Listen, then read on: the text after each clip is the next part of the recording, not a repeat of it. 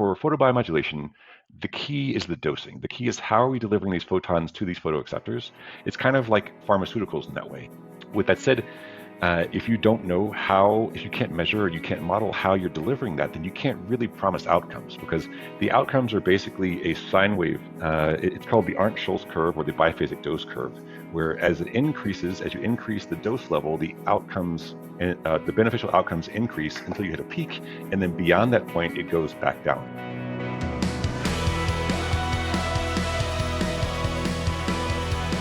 Well, folks, I'm pretty stoked about my guests on today's show. We had dinner on a rooftop in Mexico several months ago, almost a year ago, in San Miguel de Allende.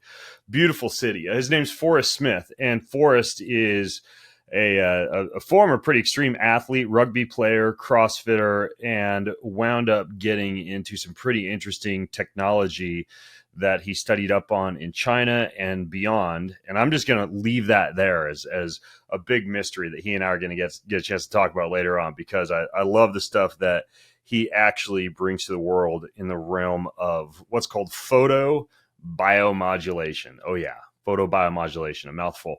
Anyways, as you listen in, everything that we talk about, including more information on this Kineon technology that Forrest has brought to the world, you can find at bengreenfieldlife.com/Kineon podcast. And Kineon is spelled Kineon.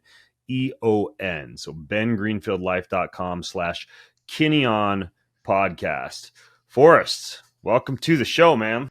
Thank you so much. It's great to see you again, and super excited to talk to you today. Yeah, it's been a little while. Do you remember the name of that restaurant we had dinner at in San Miguel de Allende? It was excellent. One of the best meals I'll I had have to look there. it back up, actually, but it was very good. Really good. Yes. Yeah. How long have you lived in Mexico, by the way? I've been in Mexico for about 3 years now. And this is going to sound funny, but I typically live in China. I left China. I've been in China for almost 20 years, building innovative hardware and technology companies and manufacturing. Basically because it was the middle of the supply chain, and I speak and read and write fluent Chinese. But when COVID kicked off, it seemed a little bit unsettling. So I took my family. It looked like they were going to lock the country down. And so before they could, I took my family, my two boys and my wife, and started traveling. And when we did, the assumption was that we'd be traveling for a couple of months and then come back to China to our normal life and house and dog. And what happened in reality was the borders were shut, our visas were canceled, the flights were canceled, and we had to find a new place to live almost overnight. And so, wow. Having just been in Mexico to visit, we picked out 6 cities in Mexico to try out and ended up settling down here. Man, I know you have a pretty interesting history of how you got into China in the first place, but how far are you from San Miguel de Allende, where we met up for dinner? Between 45 minutes and an hour, depending on traffic. I was talking with a guy who's actually pretty well known in the health sector. I won't drop his name right now because I don't know if he wants to be busted for this or not, but he believes that there is going to be a pretty big recessionary event in America and honestly beyond. And I asked him, we were walking on the beach, I asked him this question. I said, well, if you could go anywhere in the world to live in the safest place possible with the most amount of freedom possible, if there were some kind of a global or even national recession, where would you go? And he said Mexico. He said it's just like super easy to get a visa or even an alternate citizenship, that it is very, very friendly as far as a place for taxes, for business, etc. But what are your thoughts on that? I've loved it. I was in China for almost 20 years, and I spent a lot of time kind of traveling around Asia for work.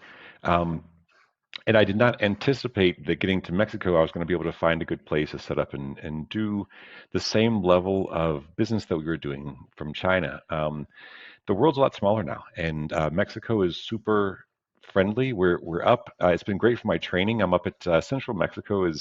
Many of the cities are above 7,000 feet up. So if you're doing cardiovascular training, I've got my assault bike and my echo bike here in the house that I do kind of aerobic, anaerobic training on. And so if you're training at some level like this, it's really helpful from the elevation up. From a business standpoint, it's been great. The schools are really good. I've got two boys, 8 and 4, and they're loving the schools here. They actually shifted from fluent Chinese to fluent Spanish now, which is it's amazing to see those small changes in day-to-day life. But from a lifestyle and work standpoint, it's been amazing, and I think it's going to get more and more so because it's you're seeing a large shift from China being a huge supply chain center for the world, to people finding that there's a lot of uncertainty around China and Asia right now relative to that, and trying to find a space to be able to supplement their supply chain. And I think Mexico's benefited by that quite a lot. And the currency, even out, the dollar's been very strong, but the currency here is actually outpacing the dollar now. And I think it's reflective of what's happening with the growth with the country. Wow, interesting. By the way, you mentioned two bikes. The assault bike, which I'm familiar with, was the other one you said the Echo bike? That's right. That's right. So the assault bike I started on with my CrossFit training. The Echo bike is made by Rogue, who's a big kind of barbells and plates and lifting equipment, racks, etc. manufacturer, and they made their own heavy duty. Um, it's actually a band. So there's a chain like a normal bike chain driving the assault bike. There's a belt driving the Echo bike, and because of that, it's a little bit quieter. It's more difficult from a calorie standpoint. So if you're comparing one to one on the calories, I find that it's a little bit slower to take over those calories, but it's really a well constructed bike. Interesting. I'll have to look it up. The Echo bike, and that's by Rogue. You said. That's right. Okay, got it. Now you originally, speaking of fitness, were big into, was it rugby or CrossFit that you got to do first? So I got into CrossFit by way of rugby. I was about 37 or 38, and my neighbor was the president and kind of head of the local rugby club in South China in Guangzhou, the city level team. And I'd played American football growing up, and I missed the contact, but I hadn't played a contact sport in 15 or 20 years. But he got me back out there with rugby, and it just ignited something. It's a great sport. The social side of it is amazing, and it really plugs you in with a lot of people who are doing fun and interesting things. And so I, by way of getting back into rugby, I realized I had to get back into better shape. The rugby team was training CrossFit, and so I came to CrossFit, both rugby and CrossFit, in my late 30s. Oh wow! But leading up to that point, you hadn't been doing a lot besides playing football early on. That's right. I was actually I had done some type of almost bro science, bro splits type gym lifting, back and biceps one day and kind of legs the next day or something like this, trying to stay in a little bit of shape, but I hadn't really done any metabolic conditioning in some time. And this, uh, you know, that was really kind of more down to the fact that I've always been building startups, and as part of that, time is limited. You're kind of working 7 days a week, and it's a little bit more stressful. And what it's come to find, or come to turn into over time, has been the metabolic training has become a bit of a stress relief, or mitigation strategy for me. And it's been introduced by way of CrossFit, but now with different types of training modalities around this, there's kind of functional bodybuilding and a number of different types of programming that you can find. But for me, the main thing was keeping the metabolic training has become more and more important, to offset kind of age-related injuries and really kind of buy in for the cognitive benefits of this, because I do see a lot of the neurocognitive benefits from this in the literature, but also just from a daily basis, you feel that much better from an affect and mood standpoint. You mean when you're doing the metabolic training? That's right. Okay, yeah, I agree. Like I have a great deal of evolution as far as what I've experienced in my own fitness routine. Like this morning's workout was about three 15-minute yoga flow sessions in the sauna with a 5-minute cold plunge in between each under the red light. So That's I awesome. basically was just doing red light, heat, and cold. And for me, that's actually pretty metabolically stimulating and honestly somewhat demanding workout if you're holding yoga poses and doing kind of like isometrics with an elevated heart rate and then hitting the cold and going back and forth. But of course, a big part of that for me, as far as my longevity and fitness and the way my joints feel, is the red light component. And you and I geeked out on that when we met up in Mexico, because you use red light quite a bit, right? That's right. That's right. I have an old MCL and meniscus tear in my left knee, and one of the things that we've seen as we've been in this kind of red light and laser therapy space for a little bit now with developing products and getting them out for people is that inflammation that you see generated from old injuries that you might trigger. So I might be doing box jumps or doing double unders or something like this as part of my normal training and trigger inflammation in this old injury. This tissue, if you don't treat it, and this inflammation, if you don't treat it, doesn't stay local, and it's really dangerous long term from a cardiovascular standpoint because it does things like decrease the shear strength that your cardiovascular endothelial tissue can manage, and that's really highly correlated with things like um, severe cardiovascular events. And all-cause mortality being one of those things that's driven by it's better to deal with these things faster and in the near term than you can as you can because it's just something that both we've done some measurements actually with NFL players relative to their cardiovascular oxygen delivery for regional impairment, as an example. So if you see a guy who's had an ACL tear, um, even 8 or 10 years later, after he's gone back to playing full-time competitive impact sports like the NFL, his quad above his injured knee will be 1 to 2 degrees cooler than the healthy knee, and that's because of the cardiovascular system being impaired. It's really, it's one of those things that's really coming out in the literature over the past 2 to 5 years, where this inflammation from that local injury is spreading through the body, and it's not happening overnight. It's something that takes time, but you see the regional impairment being cardiovascular delivery, and then you're seeing things like this inflammation mediating stiffening of the cardiovascular endothelial or your blood vessel walls, where what they call shear strength is a good measure for this, which is basically you're measuring how much pressure that the blood flow going through these blood vessels puts on them. There's a friction kind of shear strength is what they call that for how much pressure it's putting on it, kind of from a perpendicular standpoint. Um, and that's substantially stiffened and lowers your shear strength resistance for your cardiovascular endothelial tissue when you have chronic inflammation that could be a knee, it could be a shoulder, it could be an old injury in your lower back. It impacts you both, again, kind of regionally, locally, regionally, but also systemically.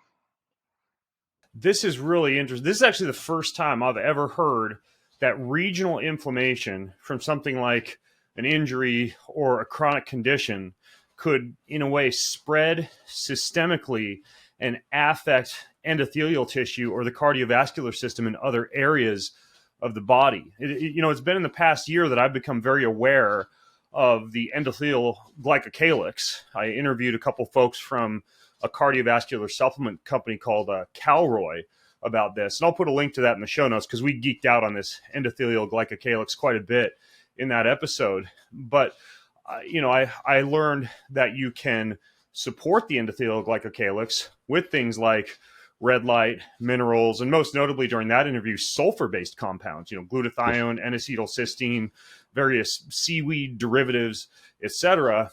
And so it's really interesting now that you're talking about managing the hypoxia, the inflammation, and the cytokine production in these areas that might have been injured as a way to support more global endothelial tissue. That's super interesting. Now, have you come across, Forrest, any information that might indicate that not properly managing or allowing chronic inflammation to continue in an injured or beat up area of the body could also result in any type of elevated calcium scan scores, plaque deposition, anything like that in the heart?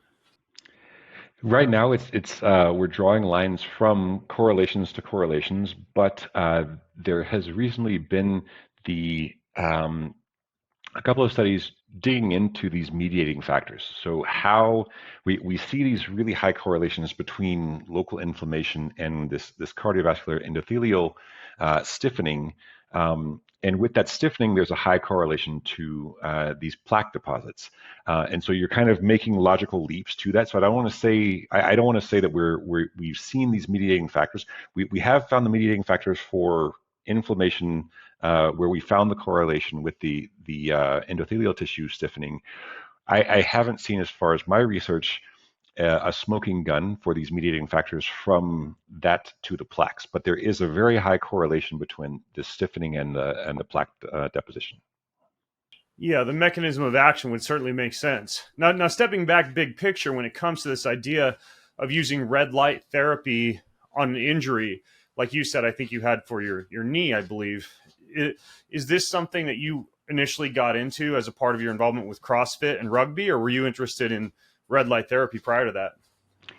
Actually, my oddly enough, my mother brought this to my attention. She finds a lot of kind of ahead of the curve type things, and in my previous role, I founded a LED lighting and controls business, and we spent a lot of time in the supply chain going to different fabs and kind of upstream providers of these technology pieces of that business, and spent a lot of time in really understanding how the core technology works. And as an expert in that space, my mother was interested to understand, is this red light therapy something that is real, or is this just snake oil that somebody's out there peddling? And my first reaction was, this has got to be snake oil, because it's claiming the ability to treat a number of different pathologies that would be difficult. How do all these pathologies share a similar kind of mechanistic foundation? But one of the things that we found is that there are a few different signaling molecules that are triggered in the body. So long story short, I went in and I couldn't find something that proved this was a snake oil, which was annoying to me. And so I spent more and more time digging back through the medical literature, trying to understand what the mechanisms were.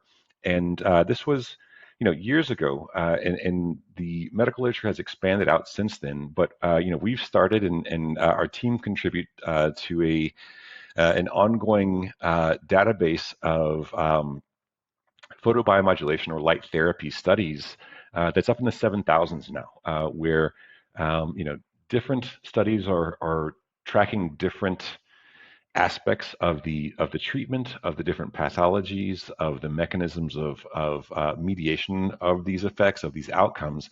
What we found, though, is that we trigger a few different photoacceptors in the body, and those photoacceptors can be triggered by different wavelengths and are optimally triggered at different frequencies and at different powers. And so that's at Kineon. That's one of the things we spend a lot of our time on, in the tens of thousands of hours at this point, is modeling how light distributes through tissue. And I think this is something that's very unique about our team and our approach. Is most photobiomodulation companies that we've seen have really focused on what we consider engineering dose measurements or metrics. And as an example, that would be things like joules per centimeter squared. You're looking at things like irradiance and power density, which is essentially how much light is coming out of a device or an emitter, and how much light is going into a tissue.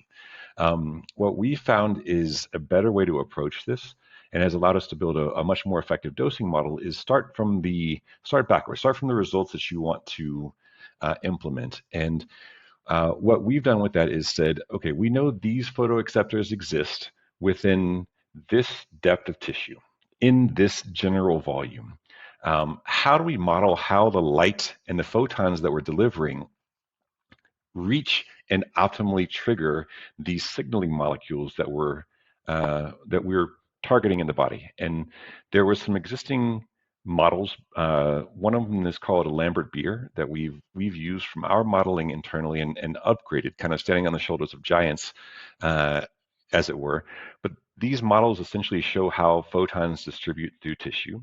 And with our understanding that we have now for where these photoacceptors exist and where these reservoirs of them are and at what scale they exist at these depths of tissue, we've now modeled what's optimal for delivering photons to these.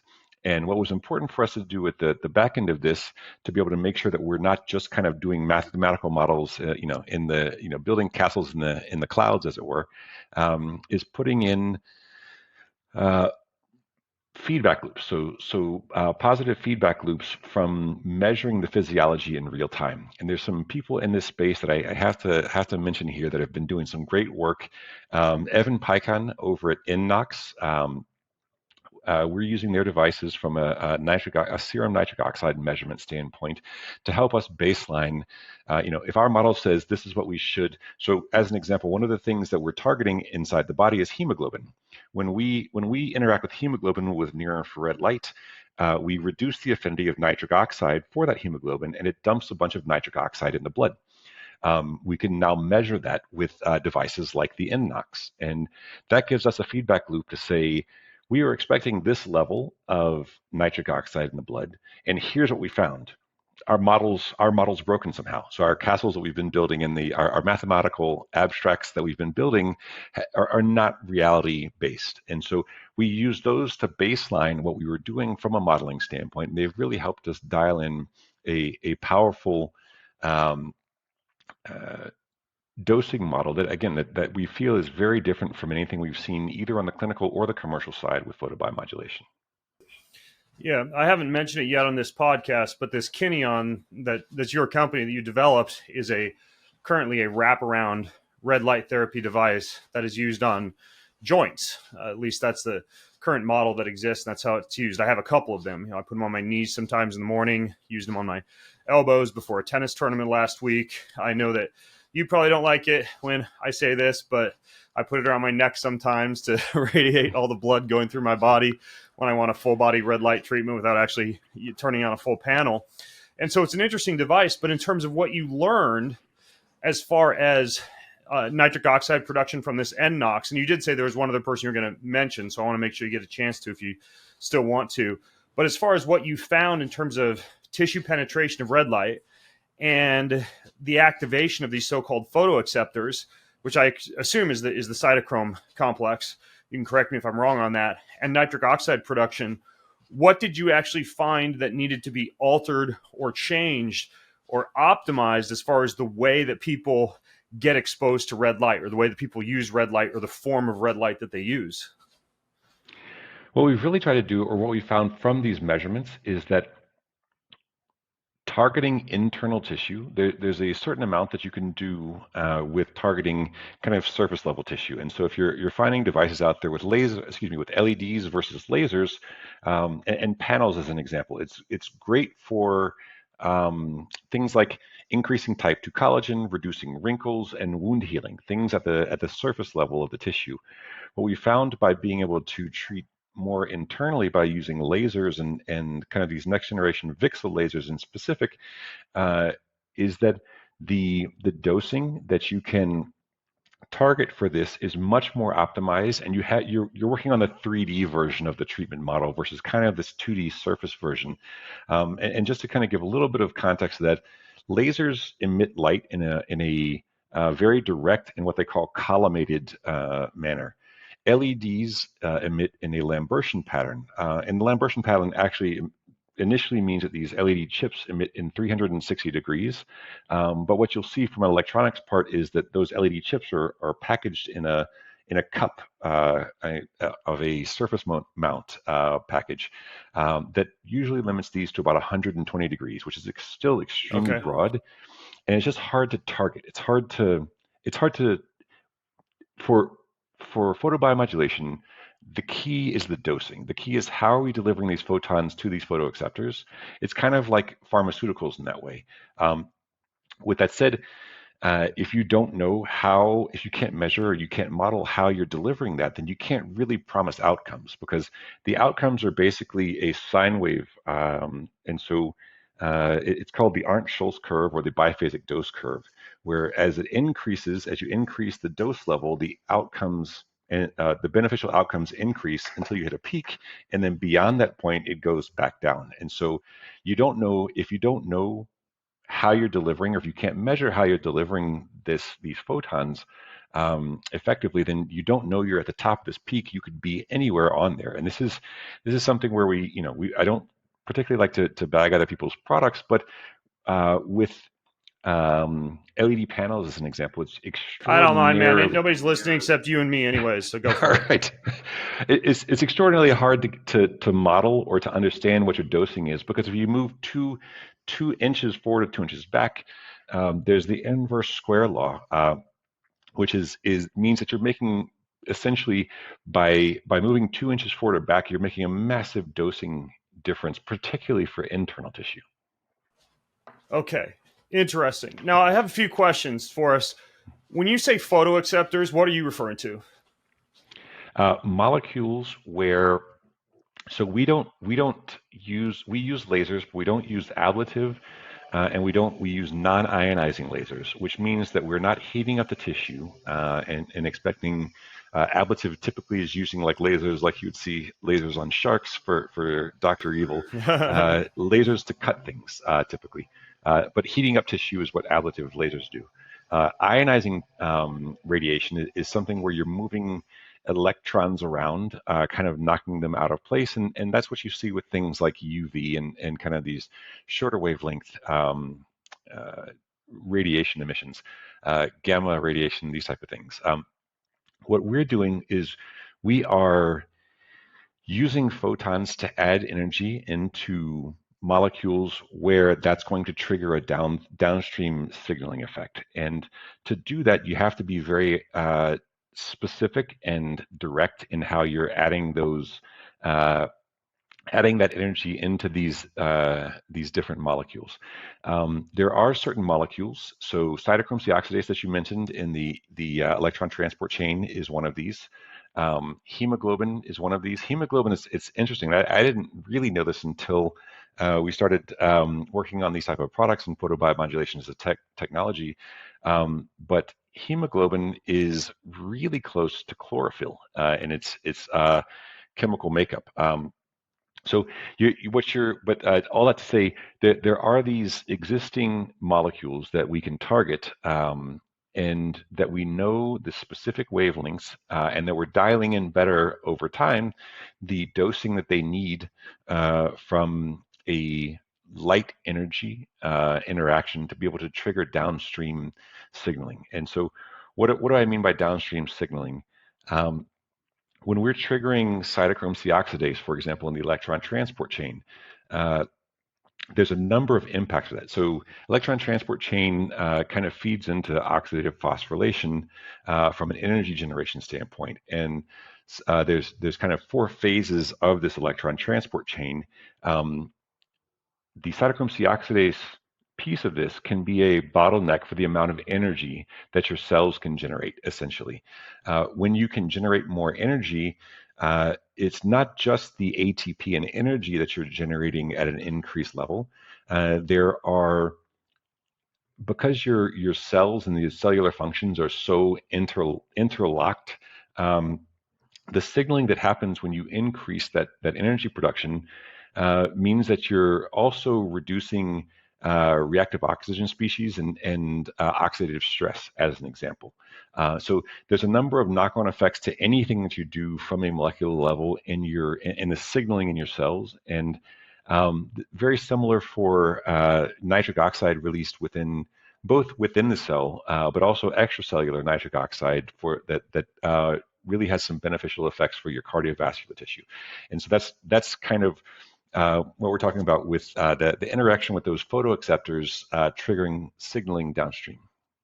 And when you talk about the benefits peaking after a certain treatment time or level of exposure to LED lasers or both, when you say there's a drop off or a parabolic curve or an inverse U when it comes to the benefits, do you mean that it would be excess stimulation of some of these photoacceptors that would result in almost like a spillover free radical production effect with too much nitric oxide, too much ATP produced, etc.? That's right. And so there's a cap for how much you can trigger from these signals. But what we find on the other side is hot spotting as an example. And we get questions quite often, why aren't you guys using, class 3 or class 4 lasers? And we have to kind of part of our a lot of our job is education. And so um, we're using class 1 lasers. We were planning on actually using class 2 lasers in our commercial and home use devices. Um, those are easy enough to get through FDA, and we were actually down the process of getting them through the FDA from a clearance standpoint when we did some internal testing that showed really unequivocally that the dosing that we were providing through one, and this is going to be kind of rough order of magnitude, so it won't be exact, but roughly one 200 milliwatt part from a laser standpoint was less effective than that same 200 milliwatts broken between 5 different emitters. And so Wow. that triggered us to go back and relook at the model, and it makes sense when you actually look at how the light distributes through the tissue. So what we see a lot is when people have a class 3 or class 4 or even the class 2 devices, is that a lot of the tissue that they're trying to dose effectively is being um, overdosed. And you may look at, and one nice thing about photobiomodulation is there's not really an overdose where you go back down below zero. Basically, what it does is when you overdose with the light, you just don't get the results that you're expecting. It's not doing anything damaging. It's just you're not getting the benefits that you would like to. But what we found is with this light distribution is that there's a balance to be had for the power. It's not just the most powerful lasers are going to provide the best results. It really is almost a communication mechanism with these molecular level photoacceptors in the body. Okay, this is interesting. Now, what about if you have, because I've talked about this before on the podcast after reading a fascinating book about melanin in the skin and this pigment that can be in the body and its interaction with photobiomodulation or photons of light. But upon reading that, even though that was focused on like a dark blackish compound, similar to what you'd find in like shilajit, I've also seen some evidence that photocyanins, like the blue greens that you get from algae, like spirulina and chlorella, for example, or even, as you're probably aware of, because a lot of people are doing this now, methylene blue could increase the activity of the electron transport chain in response to red light therapy, potentially also while reducing endothelial nitric oxide synthase, so excessive nitric oxide production. Have you messed around with that at all? Like used your devices in conjunction with methylene blue or shilajit or blue green algae or anything like that you'd consume orally? Only with methylene blue to date, and I think that was essentially based around, and there have been a couple of studies on that in the last 2 years, I believe, essentially around with light we're targeting. One of the targets we have from a photoacceptor standpoint is that third phase of the 4 phases of electron transport chain with methylene blue. And what you see with that is if we remove this third phase of electron transport chain as a bottleneck, then the bottleneck moves somewhere else. And often what you'll see is it moved that fourth phase. Um, and the fourth phase is impacted by methylene blue. So what you look at is these synergistic impacts that you can have by removing multiple bottlenecks from this energy production system. Well, for example, I used a methylene blue product. I think the one I used was called BioBlue this morning before I did red light therapy mixed with cold. And I've always felt that I have more energy. And even, it seems a little bit of a clearer head and arguably, even though, this is difficult to measure acutely, better mitochondrial response when I'm using one of those compounds or all three of them in conjunction with red light. Right. All right, so yeah, I would recommend if you get a chance, you should mess around with the shilajit or the blue green algae as well, because they seem to produce a similar effect. And research is a little scant on this idea of humans being able to photosynthesize like plants in response to red light, especially with certain nutrients in the body. But I think it's just a very interesting area to experiment with and explore. So you were talking about this law of diminishing returns and the fact that you reach a certain point where you don't really get any additional benefit and may get diminished returns. But what would be a treatment time? Like with your wraparound device, how long would you put it on to actually get that beneficial dose or that ideal dose? So essentially, we've dosed this around 15-minute uses, and you can do that twice a day, morning and evening, if you have a very serious tissue damage, some kind of acute issue from an inflammation standpoint, or if you've had long-term um, a long-term kind of tissue damage. So for me, again, this goes back to my torn meniscus. That still generates inflammation in my knees, particularly when it's triggered from training.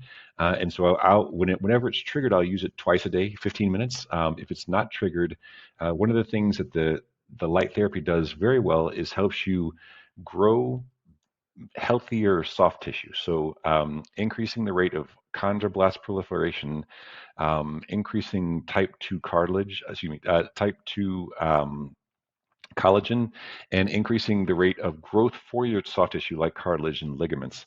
Um, we also get a lot of questions about that, and the literature is fairly specific about how that operates, because it sounds like an incredible claim that we're going to increase the rate of growth for cartilage, but typically, just to kind of provide a little context for that, typically what we see is there's a homeostasis in your joints for production of cartilage and then degradation of cartilage.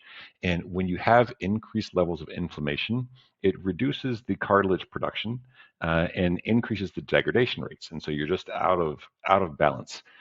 This isn't magically making cartilage appear.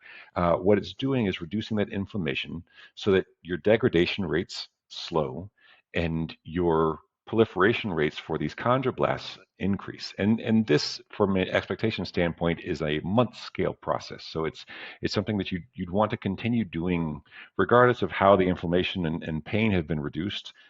Continue doing this to help kind of remodeling your soft tissue in the near term.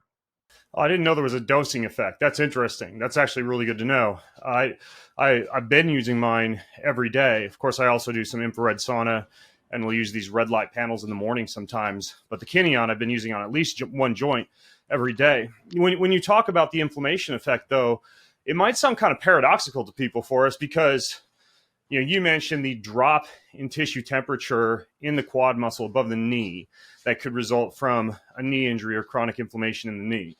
And then you talk about the use of something that could theoretically heat tissue, like LED and perhaps more notably lasers, and that reducing inflammation. But a lot of people think ice to reduce inflammation and then associate inflammation with heated tissue. But it sounds like that's not the case. Yeah, so inflammation. Just to draw a couple of delineation points there. There's acute inflammation, which typically is bringing kind of positive factors to the area to help repair tissue damage. There's also chronic inflammation, um, and one of the things that we've seen is that although we've been kind of told rest, ice, compression, elevation when we were younger in sports and things like this, it's actually doesn't work. And the doctor who actually invented or coined the term rice has kind of recanted it and come out with a lot better data. And to his credit, he didn't have that data at the time that they were trying to roll this out as a gold standard treatment. But what you do see is comparing tissue protection for icing something versus using the light and laser therapy to bring additional healing factors to the area, it's night and day. And I'll provide you a link. We have a PDF that we've pulled together, I think 4 or 5 different clinical trials that had good microscopy work, and you can see, in kind of one-to-one comparison, the difference in the protective effects from the light therapy and the laser therapy versus the cold treatment, the cryogenic treatment. Now, are you actually saying that cryotherapy, cold water immersion, etc., would be almost like contraindicated in an inflamed or injured state? Or are you saying that it's not as powerful as something like red light therapy or a combination of LED and lasers to reduce inflammation? So I would say, in general, contraindicated. That the what we do see from cold therapy is, at least from I've spent a little bit less time in that than I have in photobiomodulation, is the brain impacts. There's some kind of nice impacts on your on your brain from a molecular standpoint that you get from cold therapy, but it does reduce. So if you're doing cold therapy after you're doing hypertrophy or strength training, you're probably doing yourself a disservice. And if you're doing it for injury recovery, you're probably doing yourself a disservice. If you're doing it, again, for kind of the neurological impacts, there are some very powerful neurological impacts that are great for you from a brain standpoint. But that's the most recent literature that I've seen on it is again from an injury recovery or hypertrophy standpoint, it's really not very beneficial. Yeah, and I think there's some subtle nuances to what you just said. For example, I always get my head under to activate the mammalian dive reflex when I'm in cold water to get some of those neurological and vagus nerve toning benefits that you mentioned. We obviously know about the control of glycemic variability or blood glucose for a long period of time afterwards in response to cold, as well as, for example, the reason a lot of people do it, the conversion of metabolically inactive white fat to more metabolically active heat generating brown fat. I would agree with you that you see if you use it post workout or even in a situation of injury or excessive inflammation, not the type of effects that you'd want, and potentially a deleterious effect in terms of mitochondrial proliferation or satellite cell hypertrophy or something like that. But if you dig into those studies, you're getting pretty cold for a significant period of time. And I actually think that light amounts of cold therapy, cold air exposure, some cold water swimming, staying away from the extreme shivering effect. There's actually, and you can look at some of the literature, for example, I would say most of the data I've seen on this is in the National Journal of Strength Conditioning Research with CWI or cold water immersion that isn't excessively cold and doesn't result in a muscle tissue temperature drop of, I believe, 1.5 Celsius or more, which is pretty significant, actually does give you a reduction in inflammatory markers and a reduced rating of perceived exertion. But we're talking about the difference between a 10-minute ice bath soak and like a quick 5-minute cold shower after workout. So I think the dose is the poison when it comes to cold, and whether or not it'd be contraindicated, if that makes sense. No, it makes perfect sense. I think, as in most things, the devil's in the details, and for your body, that detail is dosing. And I think you nailed it there. That's the same thing for us, the same thing for most things. I also see a lot of pushback on, photobiomodulation for people who say, hey, look, these early studies from the 90s showed that it wasn't, it wasn't effective for this or that. And if you go back and look at those relative to what the correct doses are, they just didn't know at the time. We didn't have that kind of data available. And I'd love to see, and this actually kind of brings us to one of the things that we'll be working on launching over the next 12 to 18 months is what we haven't seen or what we haven't had as a species is really this window into what the responses are and our ability to track and make behavioral changes around that. And I think this is one of the things that we're super excited about is we've been working on and have just applied for some very prestigious grants for a brain device, which is a near infrared spectroscopy device, a functional near infrared spectroscopy device, or broadband near infrared spectroscopy device, depending on how specific you go on the technology side. But I think one of the things that we've seen in the recent past is emitters and sensor technology from a hardware standpoint have made these huge leaps and bounds over the last 10 years, but really over the last 2 to 5 years. And they're unlocking things from a sensing standpoint where we can start putting better feedback loops around measurements and objective measurements relative to what we're doing and what we're triggering in the physiology. And I think for us, that's super important. One of the reasons we're committing to it is our mission as a company and as a team is to increase the quality of life for the largest number of people we can in the most measurable and substantial way we can. And when you're doing things like our first product, the Move Plus, you're triggering changes physiologically that impact pain and inflammation. Inflammation, you can measure. You can take blood draws, and we've got good data on that.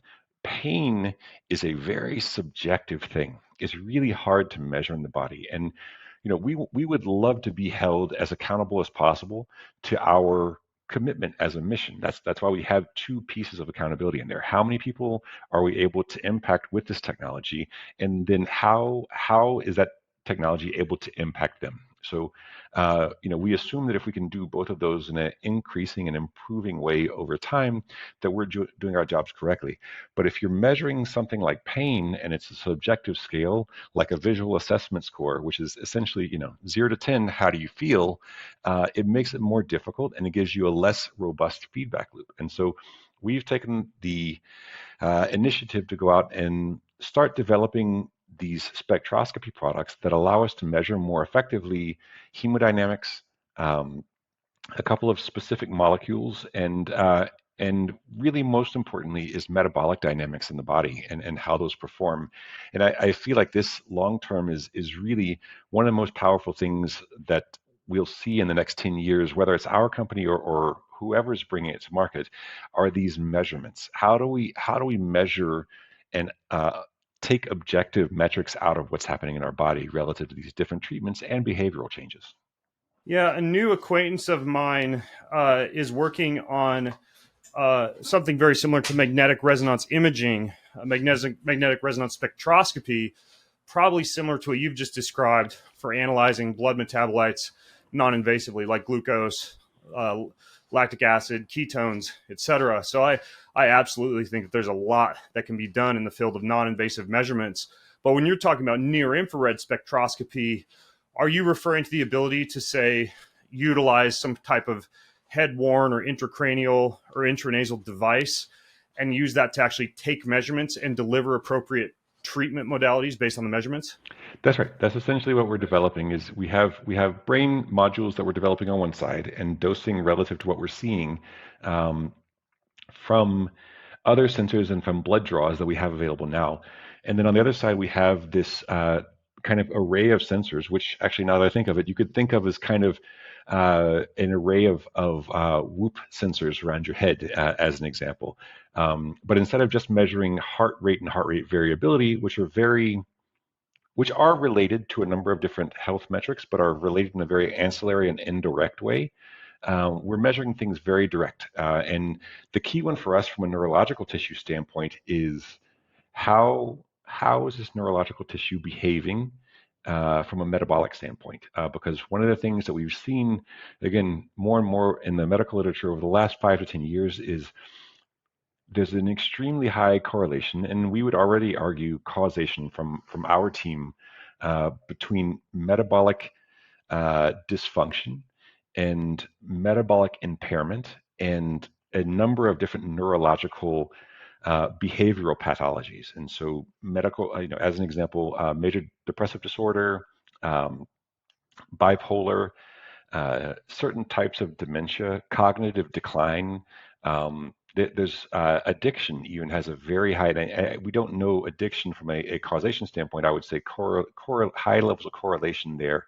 But what we're seeing though is that how your brain generates and distributes and uses energy shows can be measured to show different patterns, and these patterns correlate to pathologies. And again, with this transcranial methodology that we have for treating those, how do we dose that? How do we dose that on a personal level? And I think the measurements long term for us, the investments we're making into the measurements from a spectroscopy standpoint, give us it turns on the lights in a dark room so that we can dose most effectively, and then we can also provide people feedback loops relative to their own behavior and different.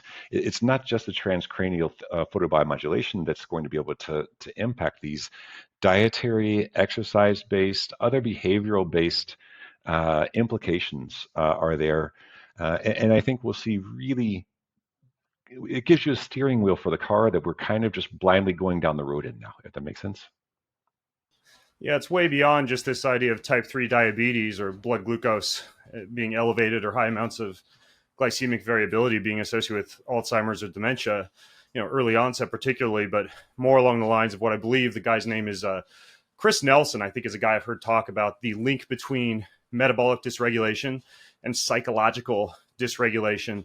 And you're right, there's a lot more than just risk of diabetes when it comes to bipolar, ADD, ADHD-like symptoms, schizophrenia, and a lot of things that surprisingly are related to either the metabolism brain axis or the gut brain axis. And it sounds like you're almost, kind of creating a scenario in which photobiomodulation marries neurofeedback and has a baby. Yes, that's exactly it. That's exactly it. We want our devices to be the most powerful and effective devices on the market with regards to the physiological impacts. And I think you've nailed it there. The gut brain, and we're also seeing some literature in the gut brain plus organ. So gut brain plus liver, as an example, is a really well documented axis for being able to impact a number of these different things. And yeah, the neurology that we'd like to be able to see.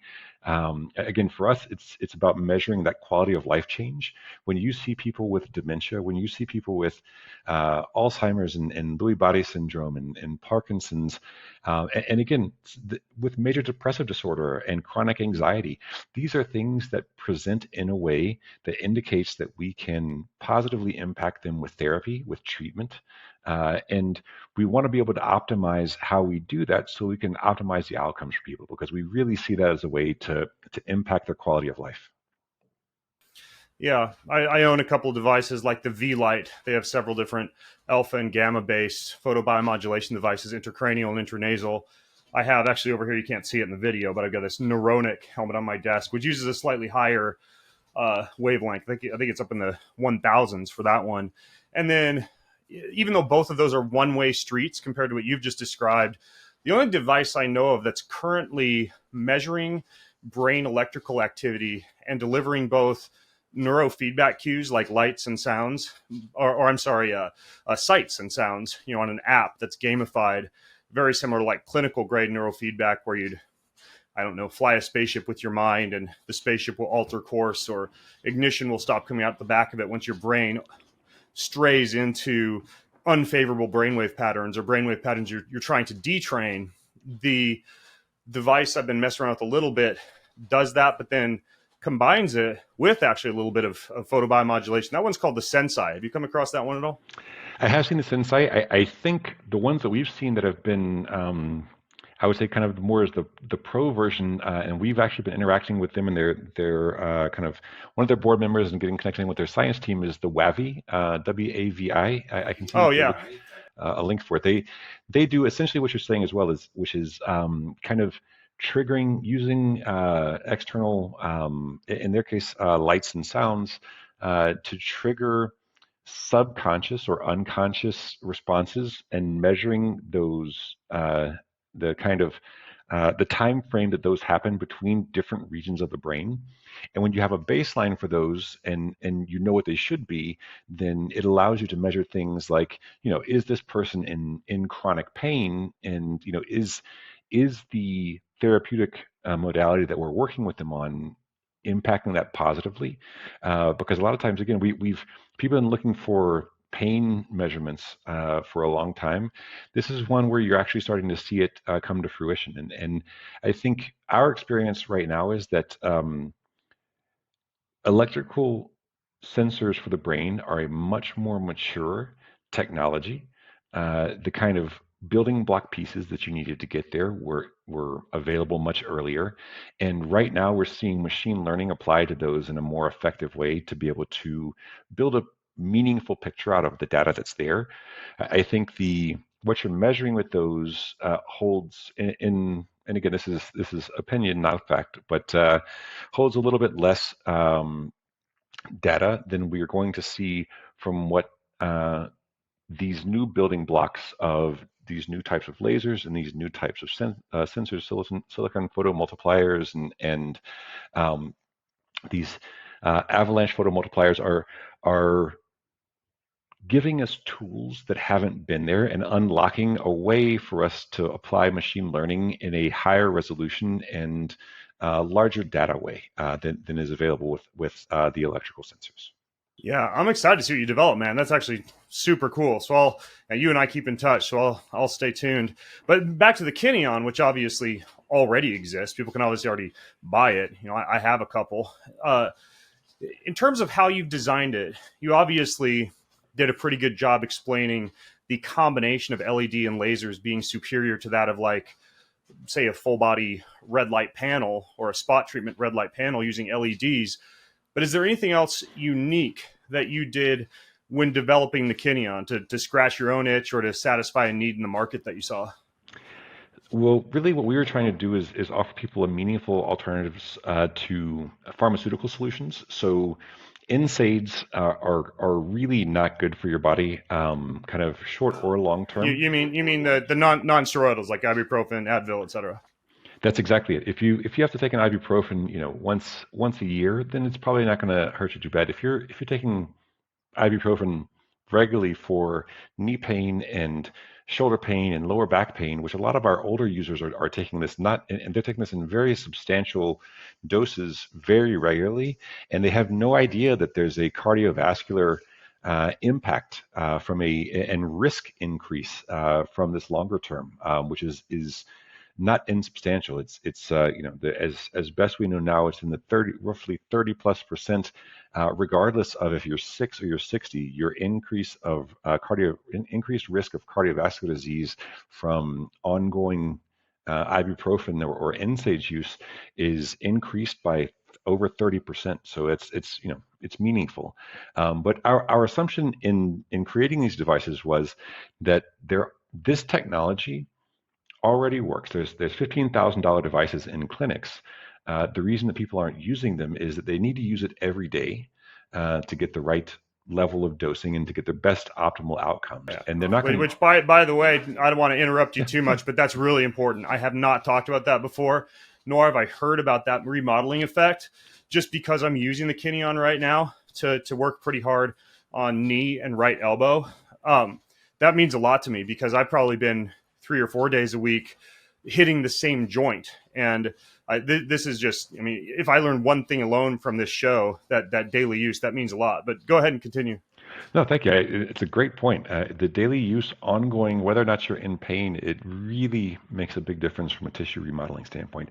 But from a design standpoint, how we came about with the product is we saw $15,000 devices in a clinic and said, why aren't people using this if they can take this instead of pharmaceuticals?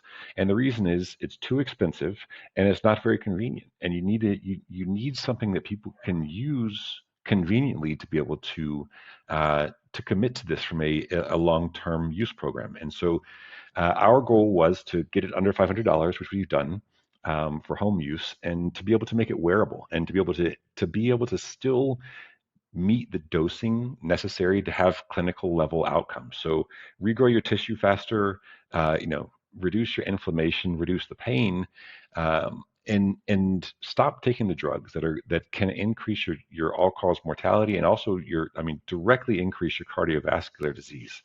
And that's what our goal was with it. And so we've made a wearable device that's under $500 that you can use at home, and it works for recovery. It works for reduced inflammation and pain, and it also, one of the things that, and from a recovery standpoint, that I think as a high achiever and I believe ongoing athlete, you'd be interested in is the muscle inflammatory markers that we reduce.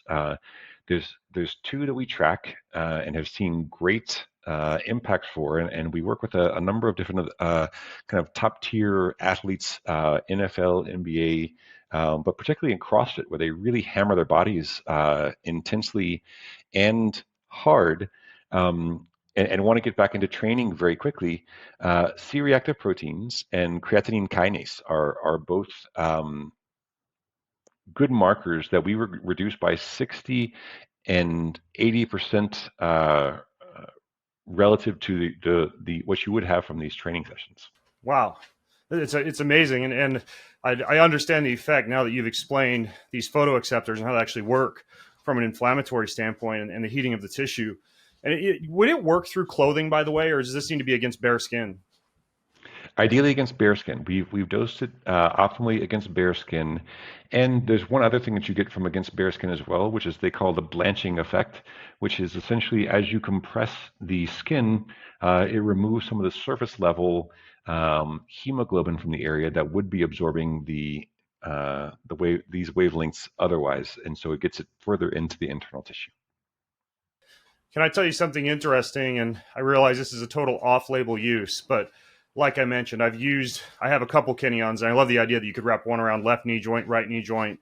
Again, I've used it on both elbows prior to tennis matches now, but I've wrapped it around my neck. I realize that's potentially a choking hazard. You probably can't make those claims as a company, but based on the idea that it could irradiate blood traveling through the carotid artery and also have an effect on the vagus nerve and on my cervical spine, which frankly gets sore. I have repeated this now. I think I've got over 10 times that I have found this effect. A full body flushing, almost like a niacin flush type of response to that. Have you ever heard of such a thing, like a full body flush in response to red light therapy targeted to just one area of the body?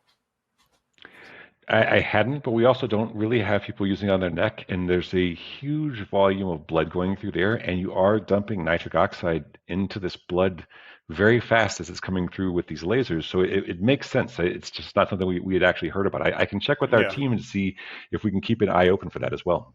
Yeah, I find it very interesting. I mean, I honestly like a flush. Like, I like it when you take a pre-workout like arginine or citrulline or nitric oxide or even tadalafil or Viagra, and you get this wonderful like Russian energy and blood flow. So yeah, you can now market your device as wearable Viagra for us, for those who want to experiment off label around their neck. I love it. I love it. I'm sure we're going to get a knock on the door from that one. Yeah, exactly. Hopefully not from someone who's in trouble having choked themselves with a Kineon. Well, it's a very interesting device. How many people are getting more than one and using it simultaneously, like I've been doing? Is that pretty common? I mean, I know that's pushing close to $1,000, but I'm just curious if you guys package up a couple or do anything like that. We are running what we've seen is actually a lot of folks working on kind of a pay it forward model. And so we're just labeling it that, like, I've sent some to my folks. We see a lot of folks kind of working on this for their family members, or if you know somebody, your friend has a knee problem or just had a shoulder surgery. So what we're doing right now is reducing the price for the season, for people who want to gift the devices to people who have problems. Again, our mission is to help move that needle from a quality of life standpoint, and we felt like this was a really good way to do that from an alignment. Yeah. Okay. Well, I don't know if this podcast will come out before Christmas or not, but either way, if you're listening right now, just go to the show notes at bengreenfieldlife.com/Kineon podcast, Kineon. I'll have some pictures there of what it looks like, as well as links to some of the other things that Forrest and I have talked about. But if you have questions or comments or feedback, or you want to get a hold of Forrest or me, just leave your comments over there. Even if you want like to get more than one or get some for a friend or whatever. And if for some reason that deal doesn't exist, I'll make sure you get taken care of, because I actually really like this device. I mean, I had one before you and I met up in Mexico, Forrest, but I didn't really know how to use it or why it was different. I honestly thought it was just like a cheapo slap-on LED device. And now that I understand more about it, even after this interview, like I'm very excited. I'm going to start using it even more. I think it's a fantastic device, man. So nice job. Thanks so much. Really appreciate the support, and we'll have to get you one of the gut ones. We have the gut and vagal tone ones that are coming out early next year. We'll get you some of those early as well, just to get your feedback on it.